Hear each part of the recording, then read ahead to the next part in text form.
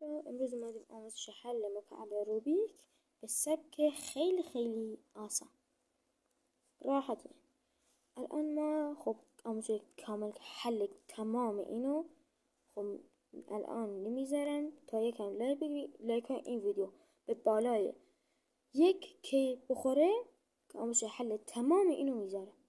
خب الان فقط آموزش یک لایه حل میکنه، اونم به خیلی آسان و سریع. الان ما مثلا سفید رو حل میکنیم. باید یک به اضافه سفید دور این به اضافه سفید دور سفید خلاصه میکنیم. و الان یکی اینجاست و سفیدمونم اینجا. اینجاست، خیلی راحت میتونیم اینو ببریم بالا و این به این توجه نکنید. و یکی هم اینجاست، یعنی بد جا وایساده، باید اینجا بود. لازم نیم مثلا بعضی وقتا اینا رو میچرخونه، نه این مال من اینطوری نیست. اینو یه دور میچرخونید تا این بیاد اینجا، از اینجا بیاد اینجا. بعد این اومد اینجا، اینو یه دور میچرخونید به بالا و تمام. برای تک تک اینا این کار میکنه. مثلا این اینجا فقط یکی مونده، این یکی هم این یکی هم این زیره. به خاطر که این زیره باید این کارو کنین تا دیگه یکی دیگه از اینجا نباشه. اینو یه دور میاریم بالا و این میاد اینجا، اینو میچرخونیم و اینم به بالا و یه به اضافه سفید درست میکنیم. ببخشید من یک کاری داشتم، مجبور بودم ویدیو رو کات کنم. خب ادامه حرفم. بعد اینکه اینو درست کردید الان نوبت گوشه ایه. اینم بود چه بهتر. الان ما هر دوتامون اینجاست که این نشونه بدی و یکی هم بالاست. این بالا یه دور اینطوری، اگر اینجا سمت راست بود فرمولش این میشه: بالا به راست،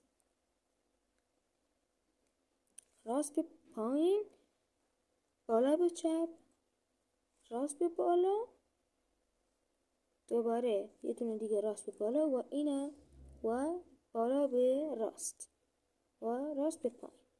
میبینید که این یکی هم حل شد. و برای این هم همین، ولی این باید حتما این باشه باید حتما این زیرش خالی باشه. ولی این زیرش پره. پس اینجا رو یه دور میچرخونیم تا زیرش خالی بشه. زیرش خالی شد، اگه سمت راستم بود فرمولش این میشه: بالا به چپ، راست به بالا، بالا به راست و راست به پایین. میبینید که اینم هست. فقط همین یکی میده که اینم این پایین. اگه این پایین بود باید چپ رو ببریم بالا و اینو به راست، اینو میبریم پایین تا میاد اینجا. وقتی اومد اونجا فرمولی که اول گفتم رو میزنیم: بالا به راست. تازه اینو باید خالی کن، یعنی اینجا رو باید خالی کن زیرش. خب راست به پایین، اینم به راست و اینم به بالا. الان میگید که اون یکی اون یکی خالی شد. خب اشکال نداره، هر بار اینجور میشه، ولی این خالی شد. میبینید که این اینجاست. اگه بازم اینجا بود همون دوباره تکرار میکنیم. یا اینجا بود، این بالا بود و همون فرمول رو اگه سمت چپ هم بود اینجا برعکس فرمول زنی: بالا به راست، راست به بالا، چپ به بالا، بالا به چپ و چپ به پایین. همین.